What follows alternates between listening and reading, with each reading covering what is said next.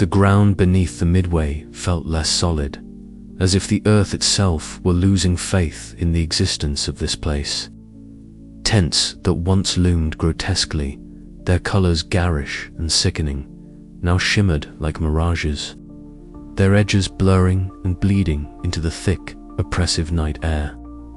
The vibrant reds and sickly greens of the banners faded into dull pastels, the painted faces on the sides of the stalls melting away like wax in a cruel sun. The cursed laughter, that terrible, unrelenting soundtrack to my torment, which had once pierced the night with its malicious glee, now ebbed gradually into a distant, sorrowful whisper. It was as if the carnival itself were mourning, a dying beast lamenting its own demise. I paused, heart hammering, caught between fear and something I dared to think was hope. Could it be that the nightmare was loosening its grip? Was the relentless punishment finally losing its hold? As I stood there, the surreal midway around me fractured in slow motion. The cobblestones beneath my feet cracked and splintered like shards of my fragmented memories. Each fracture a painful glimpse into moments I had tried to bury deep within myself. The smell of burnt popcorn and stale sweat that had once assaulted my senses became faint, replaced by a cold, clean scent like winter air just before dawn. I closed my eyes and let the silence wash over me, broken only by the faintest echo of Mira's voice. "Acceptance," she murmured softly, appearing beside me as if summoned by my thoughts. Her pale face was calm, her silver hair catching the meager light as she reached out a hand, steady and reassuring. "You're letting go." I wanted to believe her, to cling to the fragile thread of hope she offered. But what if it's just another trick? Another loop? I whispered, my voice hoarse from disuse.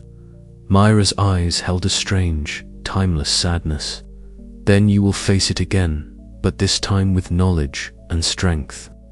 This time, you will not be alone." Her words warmed me, a small ember in the cold wasteland of my guilt.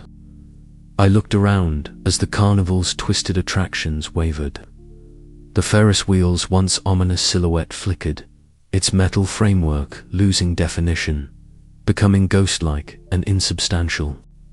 The carousel's nightmarish steeds that had snarled and bled began to dissolve into motes of light, drifting upward like fireflies reluctant to disappear. From the shadows emerged the ringleader, his tall, imposing figure a dark stain against the dissolving carnival. His twisted mask, once a perfect emblem of judgment and cruelty, now showed cracks spider-webbing across its surface.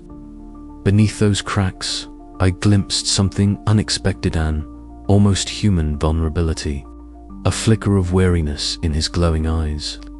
He said nothing, but his presence was no longer suffocating. Instead, it bore a weight of reluctant respect, as though he acknowledged the difficult path I had taken. Then, from the periphery, the laughing clown appeared, his grotesque grin stretched impossibly wide, his hollow eyes gleaming with malice. But even his form was unstable now, flickering like a candle about to gutter out. The manic laughter faded into a tremulous sob, the terrifying mask twisting into an expression of sorrow. His presence, once a source of relentless torment, now felt like a painful farewell. As the clown's form vanished into the encroaching shadows, a heavy silence settled over the midway. The cursed laughter was no more, replaced by a haunting quiet that felt both empty and full of promise. I was left alone, standing amid the ruins of a carnival that had been a prison for my soul. Yet, in that silence, I sensed a threshold, a fragile boundary between the nightmare and something else. Freedom, redemption, or perhaps another test, more subtle and insidious. I took a breath, steadying myself against the cold night air, and met Mira's gaze. "What now?" She smiled faintly, a glimmer of hope in her silver eyes. "Now, you walk forward." And so I did, stepping away from the fading carnival, carrying with me the weight of my sins, but also the first fragile spark of forgiveness. The path ahead was uncertain, but for the first time, I felt the possibility of light beyond the cursed laughter. Yet, as the last flickers of the carnival dissolved into mist, a whisper lingered just beyond hearing, a reminder that some echoes never truly fade, and the cycle of guilt and punishment may yet call me back again. The night was still, but I knew the carnival's shadow would forever be a part of me, a haunting melody woven into the fabric of my soul. The carnival around me seemed too dim, the garish lights flickering and waning like dying embers. The scent of rust and stale popcorn hung thickly in the air, mingling with the unmistakable undertone of the cursed laughter, low, insidious, crawling beneath the creaking metal like a living thing. My heart hammered in my chest, a wild, desperate rhythm that matched the mechanical groan as the wheel began to turn. With trembling hands, I settled onto the cracked bench, the worn leather cold against my skin. The door clanged shut behind me, sealing me within this small, swaying cage that would carry me to heights I had long feared. The first slow rotation lifted me away from the ground, the carnival below melting into an unreal blur of shadows and distorted shapes. I closed my eyes, bracing myself against the tide of memories that churned beneath my consciousness. Faces flashed behind my eyelids, betrayal etched into every line, promises broken in whispered lies, moments where cowardice had dictated my actions, and cruelty had left scars that would never heal. Each recollection burned like acid behind my eyes, searing into my soul. The carnival's surreal shadows wove themselves into these images, the twisted faces of the laughing clown and the cold, unyielding stare of the ringleader looming large in the periphery. I opened my eyes as the Ferris wheel creaked upward toward its apex. The night sky stretched endlessly, a suffocating void that mirrored the emptiness I felt inside. There, bathed in crimson light, stood the ringleader, tall and imposing, his twisted carnival mask concealing all but a pair of faintly glowing eyes that pierced the darkness. The cursed laughter swelled, mocking and relentless, as the distorted grin of the laughing clown echoed in my ears. "You cannot run." The ringleader's voice was a low rumble, neither cruel nor kind, but resolute. "Each sin is a weight you carry, and here, those weights become unbearable." I swallowed hard, every instinct urging me to flee, to deny, to plead for mercy. Yet, something steadied me. The memory of Myra's calm presence, her cryptic advice, the fragile hope she had offered. I squared my shoulders, meeting the ringleader's gaze with what little strength remained. "I am here," I whispered, voice trembling but certain. "I will face it all." The Ferris wheel paused at its zenith, suspended between earth and sky, reality and nightmare. The carnival around us began to blur and melt, colors bleeding into shadows, laughter twisting into a mournful dirge. I felt the weight of every sin, every failure, every moment I had tried to bury beneath the surface, pressing down like a suffocating shroud. But within that crushing weight, a fragile ember flickered, a spark of acceptance, of recognition. I breathed deeply, the cold night air filling my lungs, and for the first time in what felt like an eternity, I sought forgiveness, not from the outside world, but from within myself. The descent began, the carnival dissolving into mist and shadow. Myra's voice whispered again, soft and steady, a lifeline through the storm. "Only by embracing your truth can you find peace." As the carriage slowed and the ground approached, the cursed laughter shifted, losing its mocking edge and becoming a distant, sorrowful echo. I stepped off the Ferris wheel, the night air crisp against my skin. carrying the weight of my sins, but also a tentative hope that perhaps, just perhaps, the carnival's nightmare was ending. Yet, even as I walked away, the faintest trace of laughter lingered, a haunting reminder that some shadows never fully fade. The journey was far from over, but for now, I was free to face whatever came next. And so, the last ride ended, but the story, my story, was just beginning anew. The carnival had fallen silent, the cacophony of cursed laughter reduced to a distant, mournful whisper that seemed to ebb and flow with the chill wind. I sank slowly onto the cracked cobblestones beneath the looming wheel, the cold biting through my threadbare jacket, grounding me in a moment that felt fragile, precarious. I closed my eyes, willing the storm of torment that had battered me for what felt like an eternity to still. The cacophonous echoes of my sins, the grotesque reflections of my transgressions in twisted carnival mirrors, the mocking grin of the laughing clown, they all softened, fading into a silence so profound it was almost unbearable. In this quiet, raw and unvarnished, I found something unexpected. A sliver of space to breathe, to think, to confront the unspoken truth that had eluded me. Myra's presence was like a breeze through the suffocating smoke. She approached silently, her pale figure framed by the dying glow of the carnival's flickering lights.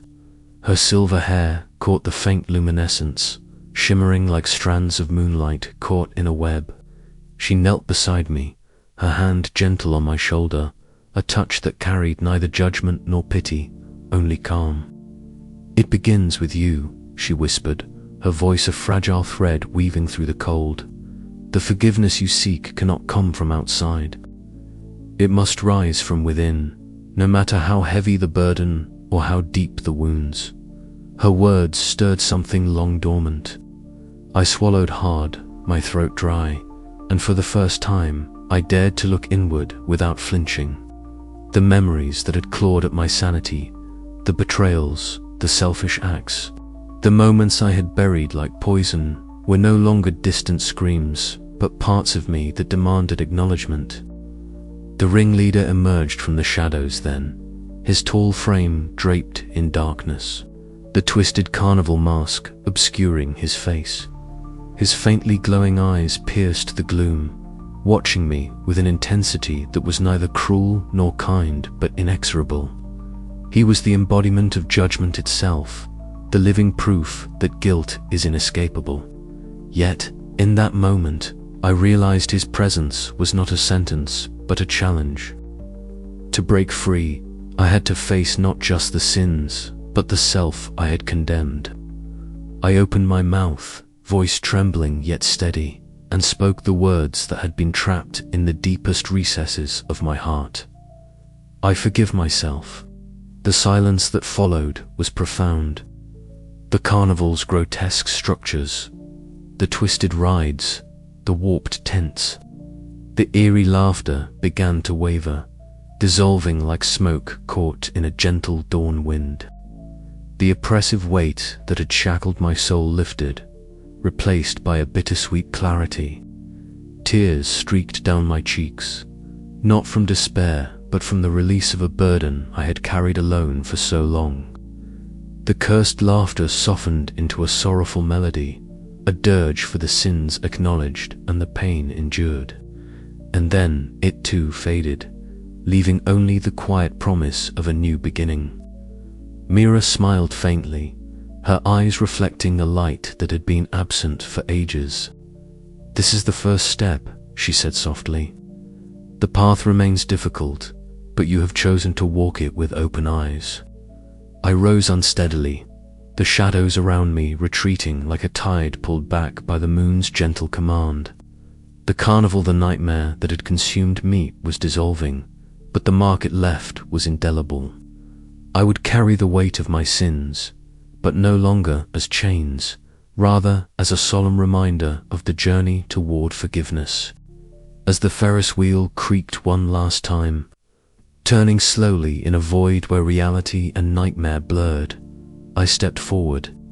The road ahead was uncertain, the echo of cursed laughter a memory etched into my soul. But for the first time, I felt the fragile stirrings of hope, and in that hope, I found the courage to face whatever lay beyond the carnival's vanishing edge. The night stretched on, long and quiet, as if the world itself held its breath. The carnival's lights had dimmed, the tents sagged like weary beasts, and the air was thick with the scent of damp earth and fading memories. Yet within me, a different kind of light kindled, one born not of escape or denial, but of acceptance and redemption. It was not the end, I knew. The path of forgiveness was winding and steep, littered with shadows of doubt and fear. But the first step, the hardest step, had been taken. The carnival that came for me had done its terrible work, but now the torment could cease. I could cease it. The cursed laughter might never fully leave, a ghostly reminder of the past, but it no longer ruled me. And as dawn's first light bled across the horizon, I felt the stirrings of a future unbound by the chains of guilt. The carnival had come for me, but I would not be consumed. The journey was far from over, but I was ready to walk it toward forgiveness, toward freedom, toward whatever awaited beyond the endless loop. Not with the abruptness of a snuffed candle, but with the slow, deliberate unraveling of a tapestry worn thin by time and torment. The garish lights that had once splashed reds and yellows over the warped tents now flickered weakly, their brilliance bleeding into a creeping grey mist that oozed across the cracked pavement and swallowed the carnival's grotesque attractions. The cursed laughter, once a ceaseless, mocking roar, dwindled into fragile whispers, then silence. I stood alone at the edge of the midway, the air heavy with the absence of sound, save the distant rustle of wind stirring loose debris. My breath came unevenly, a fragile rhythm in the hollow void that the carnival left behind. My skin prickled with the residue of fear and revelation, the raw weight of sins once buried, now etched deep beneath my flesh and bone. And yet, amid the desolation, there was a strange stillness of fragile peace that began to settle like dust on cracked glass. The world around me had changed, or perhaps I had, as the carnival dissolved. Shades of twisted tents curled inward, their edges fraying as if being erased from existence. The Ferris wheel, my endless tormentor and confessor, creaked one last time before its metal skeleton dissolved into the mist. The carousel's haunting music faded, leaving only an echo in the recesses of my mind. From the haze, a figure emerged, pale, ethereal, her silver hair catching the dying light. Myra. Her calm eyes met mine, offering the faintest of smiles, a beacon of fragile hope amid the ruin. "You have done what many cannot," she said softly, her voice a balm that soothed the ragged edges of my soul. "The path is never easy, but it is yours to walk now." I wanted to ask what lay beyond this fading nightmare, what freedom could truly mean when the scars of guilt remained etched within me like invisible tattoos. But Myra's form wavered, dissolving into the mist as the carnival's shadows receded. Her last words lingered, a whisper against the silence. "Forgiveness begins within." A chill swept through the air as the shadowy figure of the ringleader appeared, his twisted carnival mask gleaming faintly beneath half-lidded eyes that glowed with ancient sorrow. He regarded me with a gaze that bore the weight of uncountable judgments, a complex blend of duty and despair. "Your reckoning is complete," he intoned, voice low and resonant, echoing across the empty midway. "The cycle is broken, but the burden endures." I nodded, the truth of his words settling deep within. This was no simple mercy, no triumphant escape. Redemption was a landscape fraught with jagged edges and shadows. The ringleader's form began to crumble, his mask cracking and falling away like brittle porcelain, until he was nothing more than a fading silhouette swallowed by the mist. Left alone, I took a tentative step forward. The carnival was gone, yet the echoes of its cursed laughter lingered faintly in the corners of my mind. A haunting refrain that reminded me of the darkness I had faced. The burden of my sins was not lifted, it was transformed, carried now as a quiet weight within me, rather than a roaring torment without.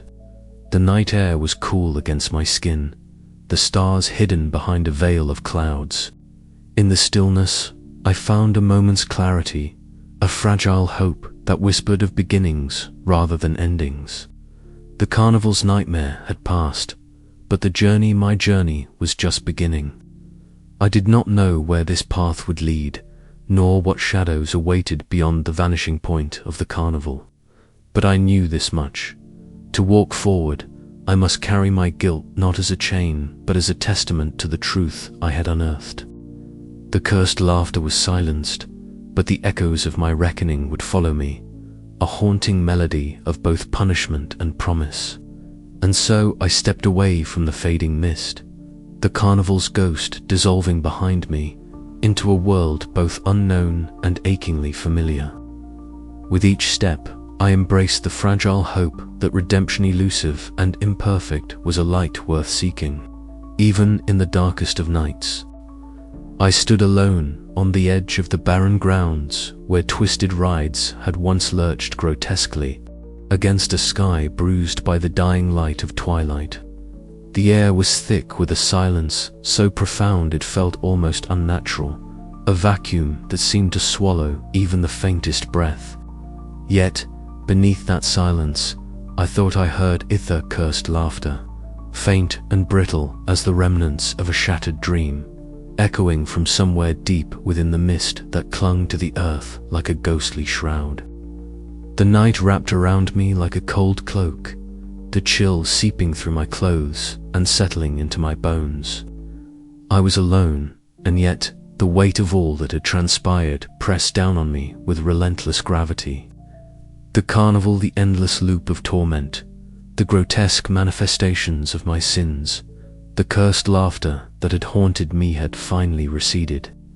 But with its retreat, a new kind of torment took hold, the haunting ambiguity of what lay ahead. I did not move. The ground beneath my feet was cracked and uneven, littered with shards of broken mirrors and faded confetti. It was as if the very fabric of the carnival's nightmare had been torn apart, leaving only fragments scattered across the earth. My reflection, caught in a splintered shard of glass, fractured and distorted, stared back at me, eyes haunted, shadowed, searching. I reached down cautiously, fingertips brushing the jagged edges. The mirror trembled, and for a moment, I thought I saw more than just my own facile kaleidoscope of memories, regrets, and ghosts flickering beneath the surface. From the corner of my eye, a soft presence emerged. Mira appeared beside me, her pale form bathed in the waning light. Her silver hair shimmered faintly, and her eyes held that same calm empathy she had offered throughout the carnival's horrors. She said nothing at first, merely observing the silence with me. Then, in a voice that was both gentle and enigmatic, she spoke. "Redemption is a fragile thing," she said, her words drifting like a whispered breeze. "It is not a place you arrive at, but a path you walk, often unsure, sometimes stumbling. The carnival teaches us that guilt is never truly gone. It lingers like shadows at dusk, always there, always waiting." Her words resonated deep within me. Redemption was no neat absolution, no clear escape from the past. It was a tenuous balance, a fragile thread stretched between hope and despair. I glanced at her, searching for reassurance, but found only the same quiet uncertainty reflected in her gaze. Before I could reply, a dark shape coalesced in the distance, a tall, shadowy figure with a twisted carnival mask, eyes glowing faintly beneath its twisted visage. The ringleader, the embodiment of judgment and punishment. It watched silently, a sentinel of the moral reckoning I had undergone. Its presence was neither threatening nor comforting. It was simply there, a reminder that the past's debts were never fully paid. The ringleader's gaze seemed to pierce through me, weighing my soul with an inscrutable judgment. I stood rooted, feeling the full weight of my sins pressing down once more, yet tempered by the knowledge that I had faced them, that I had accepted the burden I carried. The cursed laughter, once so mocking and relentless, had faded into a sorrowful echo, lament rather than a torment. Myra stepped closer, her voice a fragile anchor in the swirling uncertainty. The carnival fades, but its lessons remain. You carry your sins still, but you have begun to forgive yourself. That is the beginning, not the end. I looked down again at the broken mirror shard, my reflection fragmented yet undeniably mine. Tentatively, I reached out and touched it, feeling the rough edges beneath my fingers. My image shimmered, fractured, yet somehow whole. It was a symbol of my fractured self, the pieces of guilt, remorse, hope, and fear all tangled together in a delicate dance. As the night deepened, the carnival grounds dissolved further into mist and shadow. The echoes of laughter faded to silence. Yet, within me, a new sound stirred, a quiet heartbeat of possibility amid the ruins. Redemption was no promise, no guarantee. It was an ambiguous, haunting thing, a balance between salvation and damnation that I would carry forward. Could I truly be free? Or was this piece just another layer of the endless loop, another cruel twist in the carnival's design? The question lingered, unanswered, as I stepped away from the shattered remnants of my nightmare into the uncertain dawn, and somewhere, far beyond the mist, the faintest trace of cursed laughter whispered still. The night was over, but the story was far from finished. I sat motionless, the silence pressing down on me like a weight. Yet beneath that silence, the faintest sound threaded its way through the stillness, a low, warped ripple of laughter. Not loud, but unmistakably there. The cursed laughter, the same chilling echo that had haunted every step inside the carnival, now lurking in the quiet corners of my mind. I closed my eyes, trying to shut out the sound, but it clung to me, a spectral thread weaving through my thoughts. It was as if the carnival had never truly left, its twisted echoes embedded deep in the recesses of my brain. The laughter was no longer a physical torment, but a lingering ghost, a reminder that the weight of guilt is not so easily discarded. Memories surface flickering and fragmented, like shards of broken glass, reflecting unfamiliar faces and forgotten moments. The distorted mirrors of that hall of betrayal, the mocking grin of the laughing clown, the solemn gaze of Mira. Each image was a fragment of a past I could neither fully grasp nor entirely escape. Suddenly, a glimmer of silver caught the edge of my vision. I turned, sharply, heart pounding, but found only the shifting shadows. Yet, in that moment, the figure of Mira appeared pale, serene, her silver hair like moonlight pouring over her shoulders. She offered no words, only a gentle nod, a silent reassurance that even amid this endless echo, there might be a thread of peace. Then, as swiftly as she came, she faded, swallowed by the darkness. The laughter grew louder in my mind, a manic crescendo that clawed at my sanity. The laughing clown's grotesque face emerged, the hollow eyes boring into me, its grin stretching impossibly wide. The sound was no longer just in my head. It was visceral, a physical shudder that rattled my bones. Yet, beneath the terror, beneath the torment, I sensed a shift. The laughter was less mocking now, more sorrowful, as if the torment itself wept for my suffering. I forced myself to stand, legs trembling beneath me. Pushing open the door, I stepped into the night air.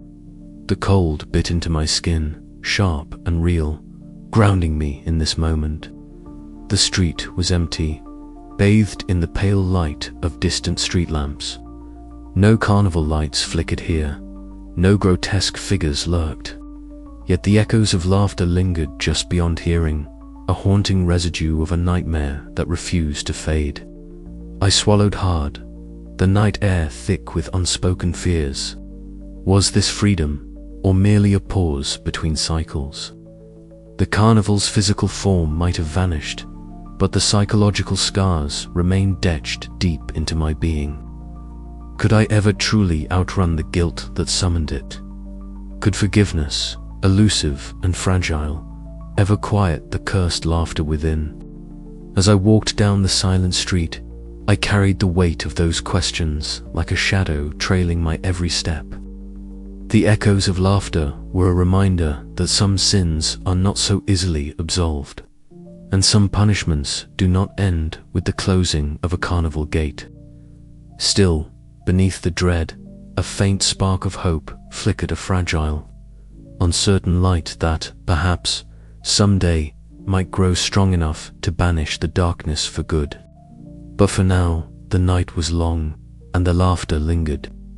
A reminder that the past is never truly gone, only waiting to be faced once more. And so, the echoes of laughter followed me into the silence, a haunting refrain from a carnival that came for me and, perhaps, would never truly leave. I found myself seated on a cracked wooden bench beneath the pallid glow of a solitary street lamp, its light casting long, trembling shadows that danced erratically with the soft mist swirling at my feet. The carnival was gone, no vanished, as if it had never been more than a cruel dream, but its presence lingered, an indelible stain upon my soul that would not simply wash away with time. I stared down at my hands, trembling slightly, tracing the invisible scars etched deep beneath my skin. Each mark was a memory, a sin confronted in the relentless carousel of torment that the carnival had forced me to endure. Betrayal, cowardice, selfishness, all laid bare in grotesque, nightmarish clarity. Redemption had come, yes, but not as a balm that soothed or erased. Instead, it was a weighter burden I would carry forward. Heavy as lead, but strangely precious, for it was proof that I had faced the darkness within and had not been consumed. From the corner of my eye, a flicker of movement caught my attention. There she was, Myra, pale and spectral, her silver hair shimmering faintly in the dim light. She stood silently beside me, her gaze steady and calm, radiating an empathetic warmth that seemed almost otherworldly. Without a word, she offered a gentle nod of encouragement, a gesture that spoke of understanding and hope. Then, as quickly as she had appeared, she faded back into the mist, leaving me alone once more, but somehow less isolated. Her presence reminded me that redemption, while partial and fraught with pain, was not an impossible dream. It was a fragile thread woven through the tapestry of suffering, a light to guide me through the darkest nights ahead. Yet, the question gnawed at me relentlessly. How does one live with the scars of unforgivable sins, even after seeking forgiveness? How do you silence the cursed laughter that once echoed so cruelly in your ears when it now only murmurs in the quiet moments, a haunting reminder of all that was lost? I closed my eyes and breathed deeply, trying to anchor myself in the present. The carnival's grotesque rides, the twisted attractions, the mocking laughter of the laughing clown all had faded into memory, but their lessons remained etched in the marrow of my bones. The ringleader's shadowy figure, the unbearable reckoning with my own soul, the agonizing acceptance of guilt, these were the things that defined me now. Slowly, I rose from the bench and looked up at the night sky. The stars above were indifferent, distant pinpricks of cold light that offered no answers, only the vast, inscrutable expanse of the unknown. Somewhere beyond the horizon, the carnival had vanished into the darkness, its cursed laughter transforming into a soft, sorrowful echo that gradually faded into silence. I was free, yes, but not unscarred. The burden I carried was heavy, yet it was mine to bear. As I began walking into the uncertain future, footsteps echoing softly on the damp pavement, I understood that redemption was not an end but a beginning, a fragile hope wrapped in the endless struggle to live with oneself. The carnival's nightmare was over, but the journey was far from complete. Somewhere deep inside, the laughter still whispered, an eternal reminder that some sins never truly die, and the weight of the past shapes every step forward. I swallowed hard, the taste of salt and resolve mingling in my throat. The burden carried forward was mine, and somehow that was enough to keep moving. The night stretched out before me, dark and unyielding, but within its depths flickered the faintest glimmer of light. And for the first time in a long while, I dared to follow it. The carnival was gone, but its shadow remained, and so did I. Where once the carnival had sprawled in grotesque splendor its twisted rides, the distorted laughter echoing through the dark space was now nothing more than a mist-shrouded clearing. The fog curled and shifted like a living thing, swallowing the last remnants of color and light, leaving the narrator standing in a void that was both physical and psychological. I stood alone, the weight of the carnival's fading presence pressing down on me like a shroud. The cursed laughter, the relentless mocking echo that had haunted every rotation of the Ferris wheel lingered still. It whispered through the mist, a ghostly breath that slithered around my senses, refusing to be silenced. It was as if the carnival's nightmare had not truly ended, but had instead folded itself into the fabric of my being, a permanent scar etched deep into my soul. A shiver ran through me, not from cold, but from the uncanny certainty that I was being watched. At the edge of my vision, a shadow flickered and twisted, a shape both familiar and terrifying. The ringleader, his tall, shadowy form emerged like a specter from the darkness, the twisted carnival mask gleaming faintly beneath the shroud. His eyes glowing with an eerie, faint light pierced the gloom, boring into me with an inescapable judgment that felt ancient and eternal. "You think this is over?" His voice was a whisper carried on the wind, both accusing and resigned. The carnival never truly leaves those it claims. I swallowed hard, the taste of fear and despair rising in my throat. The ringleader's presence was a chilling reminder that my journey through torment was far from complete.